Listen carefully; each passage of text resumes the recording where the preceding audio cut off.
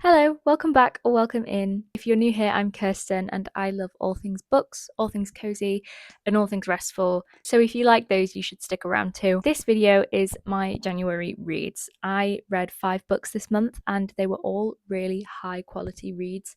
I enjoyed pretty much every book that I read this month, which rarely happens to me, so I'm very excited to be sat down filming this video today. Just before we start, I would like to do a bit of housekeeping. If you see me looking down at my iPad, it's because I'm reading some notes I've made on the books. This isn't scripted, but I do like to make notes so I can talk as concisely as possible because I have a terrible habit of going off on tangents. That being said, I do love to chat though, so if you want to chat with me more about these books, please do leave a comment or follow me and chat to me on my Instagram. I would love to talk to you.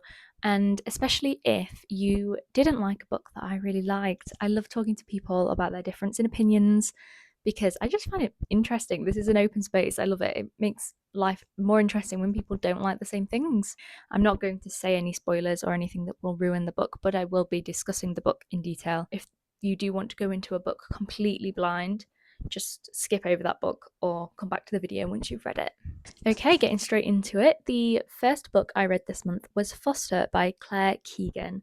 This is a literary fiction about a small girl who is sent to live with foster parents on a farm in rural Ireland. She doesn't know when she'll return home, and she comes from a family of many kids, so she doesn't experience love in the same way that she does in this house that she moves to.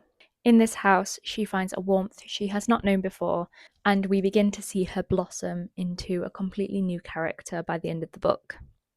So, Foster, I gave this book 3 stars. I have so many thoughts for this book, even though it was only a really short read. It was less than 100 pages. We read this for my work's retreat book club, which was a really nice book to read. This book had a deceptively simple plot with not many pages, but it was very revealing in the intricate emotions and rawness that we experienced from these characters. Despite its succinctness, I think that Keegan really managed to paint a gorgeous picture and build a very atmospheric presence. I could really see this rural farm that she was living in. It was just so atmospheric. I felt like Foster was very liminal. I felt like we were very much in this space of knowing and unknown. We were in this space of having good expectations and bad expectations, and love and being unloved. I thought that it was sat in such an awkward position, but really developed the character's presence within the book because of that.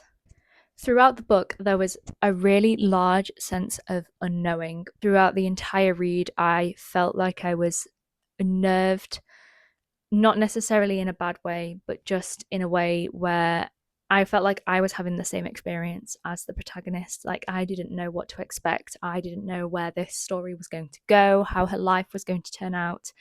But that also, that needing sense that you want to know what's going to happen. I felt like the Kinsellas, I'm really hoping I'm pronouncing that right. I'm so sorry if I'm not. But I felt like they were kind of in this novel to demonstrate juxtaposition. You know, they were trying to care and love for this girl that was now given to them and were in their care, whilst also trying not to have resentment for the family that have so many children that are living in poverty and are uncared for. They were there to show that this child was deserving of love, as every child is deserving of love. I think that the way that Claire Keegan did this was through dialogue. I think that her use of dialogue was really, really well written. It really developed the stories and the characters without rushing them. I felt like with such a short novel, she had a real big potential to rush the characters or not develop them enough. And I think she developed them the perfect amount. I do wish that I had slightly more pages because I was starting to get really into the characters and really into the novel itself, but also I think it existed perfectly fine on its own as a solo novella with the small amount of pages that it had. It felt truly like each sentence in this book was carefully crafted, and I just felt like it was a really great representation of people that can be born into a family and unconditional love doesn't exist and unconditional care doesn't exist. Perhaps that's not fault of anybody's, and in fact, you know, people can't be blamed for the fact that they are living in somewhat of poverty, but also that every child that you meet is deserving of that love and is deserving of that care. I think if you're looking for a very short read this year, Foster is definitely one that you should pick up, especially if you love atmospheric and very floral language that really sets a setting for where the characters are. I think that it was very beautifully written. The next book I read this month was Sunrise on the Reaping by Suzanne Collins, which is the prequel in the Hunger Games series. I gave this book 5 stars, obviously, because I think that that woman could put out any book in the Hunger Games series and I'd probably still love it even if it was bad, just because I love all the characters so much. I'm really so invested in that world. But anyway, I'll explain it a little bit. It's obviously a dystopian novel if you haven't read the Hunger Games series before. And we are back in District 12, and this book follows Hamish Abernathy. He's trying really hard not to think about his chances of being drawn for the Hunger Games, and all he wants to do is make it through the day and live a life with his partner, with his girl. And unfortunately, Hamish finds himself in the games, and as the games start to begin and we see all this, we also start to understand, as does Hamish, that he is being set up to fail by the Capitol yet again. I'm not going to say any more than that because I don't want to spoil anything. Trying to detach myself as a hardcore fan of the Hunger Games and critically analyze this book is difficult because I do just love it. Like I said, she could put out crap and I'd probably still love the book anyway. As best as I can describe how I found the book, I thought that it had a really good hit of nostalgia, but yet was one of the rawest Hunger Games books that I think exists. I haven't read the original Hunger Games trilogy in a very long time. I was like a teenager when those books came out, so I read them when I was a teenager. But I also had quite a good perception of emotions at that age. And I think that this was just by far one of the rawest and one of the most emotional Hunger Games books I have ever read. I also don't know if that's because Haymitch is maybe one of my favourite characters in the entire series. Yeah, it was just such an emotional roller coaster. Like, I couldn't put the book down. We see this horrid, gritty darkness that is Panem in its purest form again, almost very nostalgic and relatable to the first Hunger Games novel. If you were a fan of the first book, I think you will love this one because the way that District 12 is set up is just, again, it's just that horrible world that you just couldn't imagine living in. I think what I found really interesting about this book is that I sort of went into this novel with an expectation that Haymitch would be very similar to Katniss, and I was completely wrong. I think Haymitch was a very observant character, and he owned a quietness that Katniss didn't have. I think throughout this novel, my heart really broke for Haymitch. Again, I think that that comes from the fact that he is such a lovable character, but his story is just riddled with horror and terror, and he is probably one of the most abused characters throughout this series, especially by the Capitol, and you can really see his character development through this story. The Haymitch we see at the beginning of the novel is definitely not the Haymitch that we see at the end of the novel, and I think that was such an intentional development that we see this character change, because obviously that sets us up to understand why Haymitch is the way he is when we meet him in the first Hunger Games novel.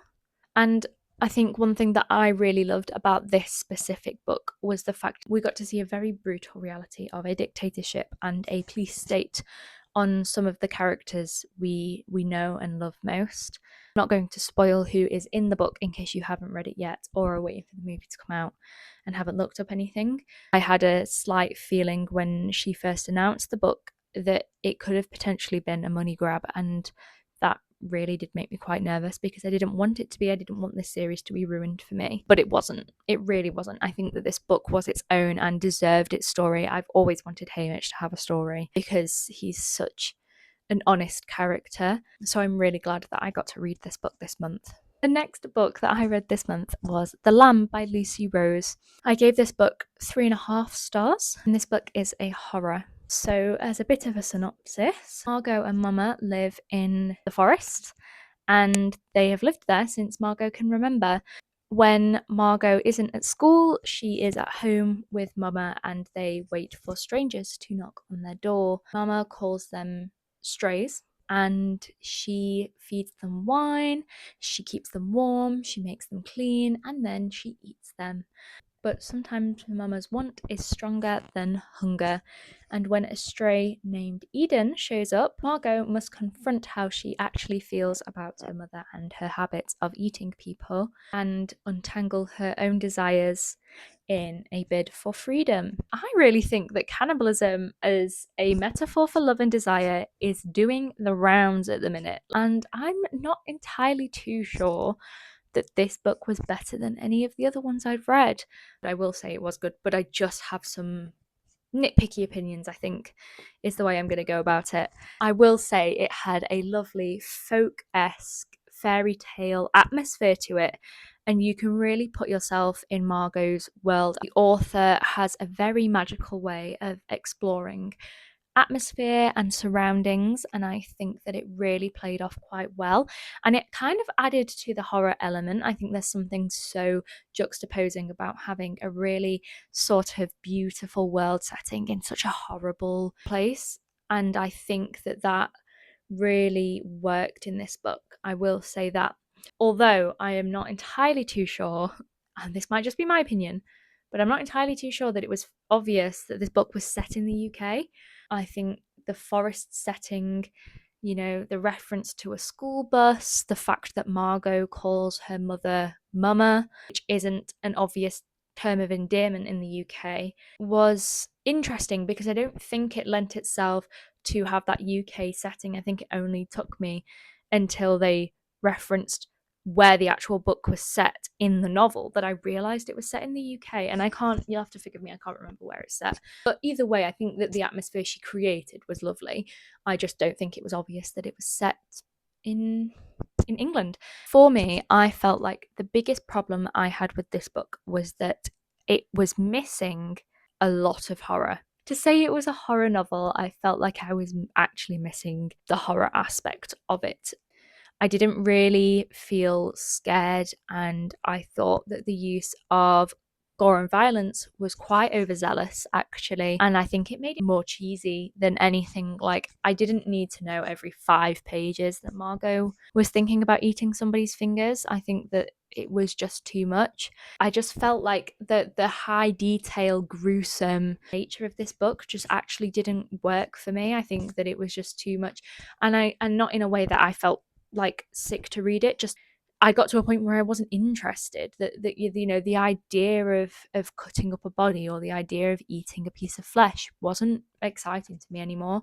It completely lost all its value because it was mentioned so much. I will say it did get scary towards the end of the novel, where we had this like looming anticipation of what was going to happen next. And I think that in general, the scariest character of the book was Eden. I think that even though she was this divine beauty that comes knocking on their door, I actually pictured her as Other Mother from Coraline.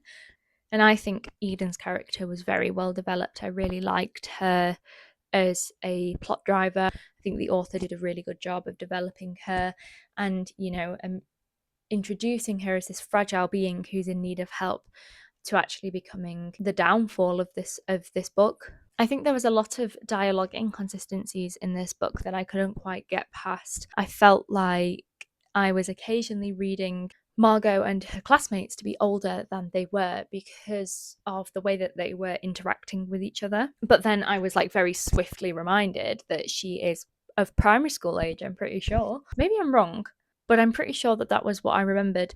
And I didn't think I got that when I was reading. Like, occasionally she would talk and behave like a child. And I appreciate Margot, out of most characters, would be probably overdeveloped or underdeveloped in most areas because of her experience at home. But also, this wasn't just synonymous to Margot, this was synonymous to all of her classmates. So I was quite confused actually throughout the entire book about how old these people were. I think overall I really did enjoy the novel. I know I've bashed on it quite a bit, which is not entirely my intention, but I am just being honest. But I did enjoy it. I read the book quite quickly. I thought that it was gripping.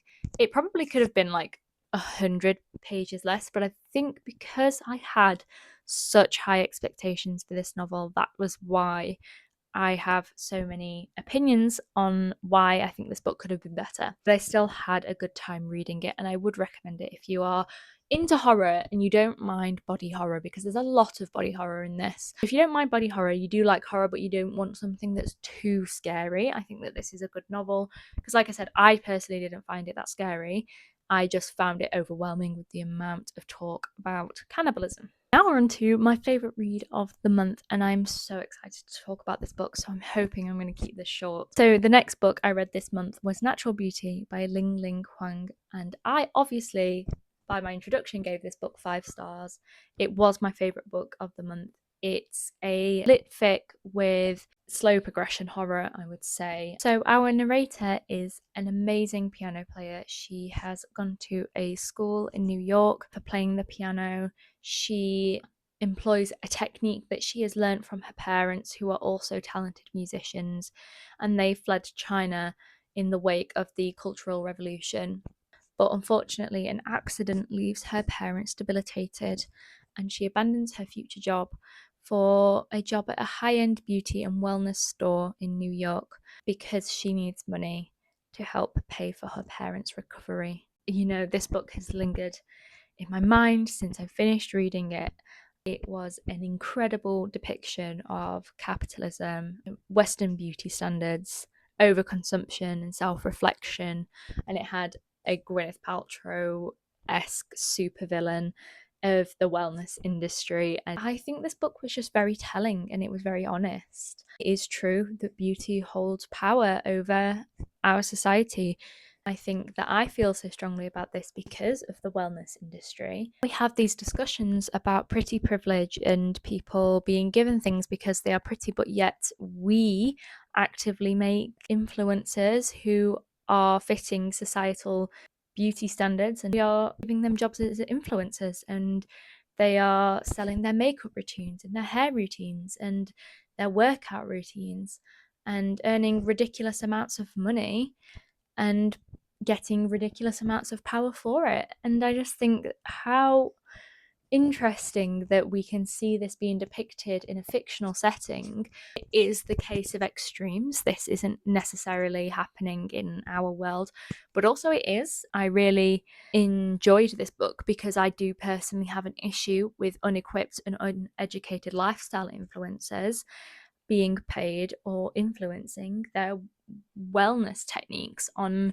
their audience, especially an audience of young girls. And we don't necessarily need that, and I think this book really brings light to that. I think it shows you the harm of the wellness industry. I found this book very atmospheric and very haunting. I felt like I've said that word a lot this video, but it was very atmospheric. It was very haunting. I think that even though it was a short novel, the characters were fully formed. You know, I despised and loathed some of the characters, but then really loved and felt for some of the others. And I think that it was such a good depiction of what can happen when people with money and power tap into what people are most insecure about. I also really appreciated the introduction to the rich taking from the poor in the name of help. But yeah, I just felt like it was a really interesting concept because we see it so apparently now in society that, you know, people are constantly sharing tips on wellness and actually don't really know what they're talking about. This is that, but glorified. This is that, but, you know, scale it by 10. It was a really, really great read. And if you like the substance and you hate Gwyneth Paltrow, you almost likely love this book. Okay, and the final book that I read this month was Milk Fed by Melissa Broder. I gave this book 4 stars, and this is a literary fiction and sapphic romance. So Rachel is a lapsed Jewish woman who is really, really controlled by calorie restrictions. She works in Los Angeles in a talent management agency, and she maintains this illusion of existential control through obsessive food rituals. She meets Miriam, who is an Orthodox Jewish woman who works at her favorite frozen yogurt shop, and she is also the antithesis of Rachel. she is unapologetically devout to her religion and unapologetically fat. Rachel becomes very, very entranced and very obsessed with Miriam after this point. I thought that this novel was really weird. It was really funny. I love looking at how religion and culture and upbringing can form and impact relationships and food and sex.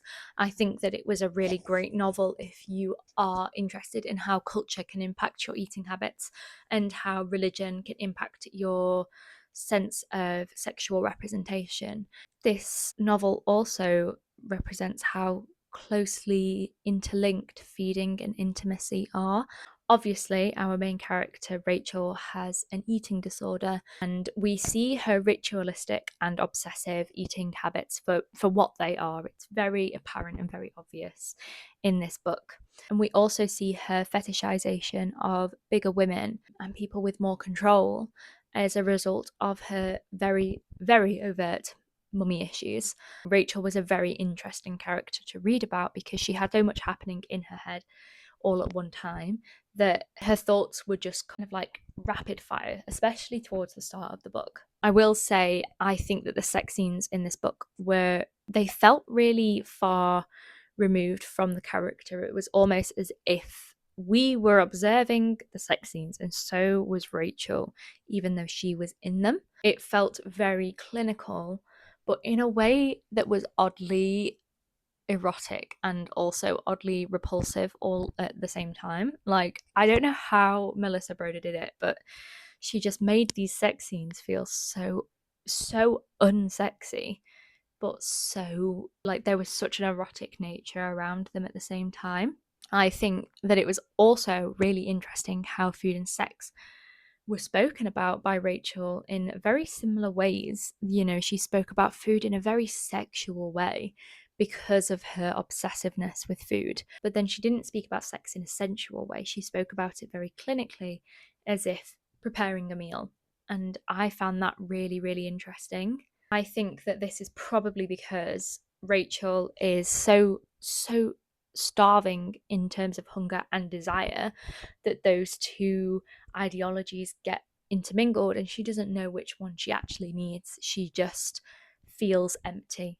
I think Rachel was a very honest character and that made her very funny, but it also made her very selfish at times. What was the scene? I think there was a scene where she was sat at a dinner table with Miriam's Orthodox Jewish family talking about how she's pro-Palestine, yet Miriam's brother is a member of the IDF. And I just absolutely wanted to bury myself alive because I was like, what are you doing? Just shut your mouth.